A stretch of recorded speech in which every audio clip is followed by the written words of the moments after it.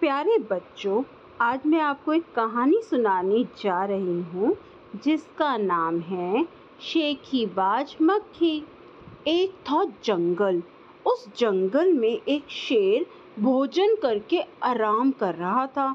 इतने में एक मक्खी उड़ती उड़ती वहाँ आ पहुँची। शेर ने 2-3 दिनों से स्नान नहीं किया था, इसलिए मक्खी शेर के कान के एकदम पास भिन भिन भिन करने लगी। शेर को बहुत मुश्किल से नींद आई थी। उसने पंजा उठाया, मक्खी उड़ गई, लेकिन फिर से शेर के कान के पास भिन भिन शुरू हो गई। अब शेर को गुस्सा आया। वह दहाड़ा, अरे मक्खी दूर हट, वरना तुझे अभी जान से मार डालूंगा। मक्खी ने धीरे से कहा, छी छी, जंगल के राजा के मुंह से ऐसी भाषा कहीं शोभा देती है। शेर का गुस्सा बढ़ गया। उसने कहा, एक तो तू मुझे सोने नहीं देती, ऊपर से मेरे सामने जवाब देती है। चुप हो जा, वरना भी। मक्खी बोली, वरना क्या कर लोगे? मैं क्या तुमसे डर जाऊंगी? मैं तो तुमसे भी लड़ सकती हूँ। हिम्मत हो तो आ जाओ। शेर आग बबूला हो उठा। उसने कान के पास पंजा मारा। मक्खी तो उड़ गई, पर कान जरा छिल गया। मक्खी उड़कर शेर की नाक पर बैठी तो उसने मक्खी को फिर पंजा मारा। मक्खी उड़ गई। अब की बार शेर की नाक छिल गई। मक्खी कभी शेर के माथे पर बैठती, कभी गाल पर, तो कभी गर्दन पर।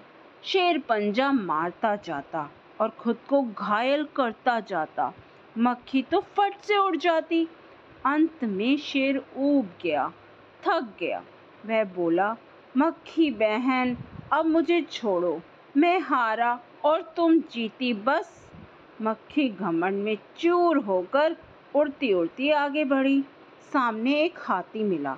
मक्खी ने कहा, अरे हाथी, मुझे प्रणाम कर। मैंने जंगल के राजा शेर को हराया है, इसलिए जंगल में अब मेरा राज चलेगा। हाथी ने सोचा, इस पागल मक्खी से बहस करने में समय कौन बर्बाद करे। हाथी ने सूंड ऊपर उठाकर मक्खी को प्रणाम किया और आगे बढ़ गया। सामने से आ रही लोमड़ी ने सब देखा। लोमड़ी मंद मंद मुस्कुराने लगी। इतने में मक्खी ने लोमड़ी से कहा, अरे ओ लोमड़ी, चल मुझे प्रणाम कर। मैंने जंगल के राजा शेर और विशालकाय हाथी को भी हरा दिया है। लोमड़ी ने उसे प्रणाम किया, फिर धीरे से बोली, धन्य हो मक्खी रानी, धन्य हो। आपका जीवन और धन्य है आपके माता पिता। लेकिन मक्खी रानी, उधर वह मकड़ी दिखाई दे रही है ना, वह आपको गाली दे रही थी, उसकी जरा खबर लो ना। यह सुनकर मक्खी गुस्से से लाल हो उठी।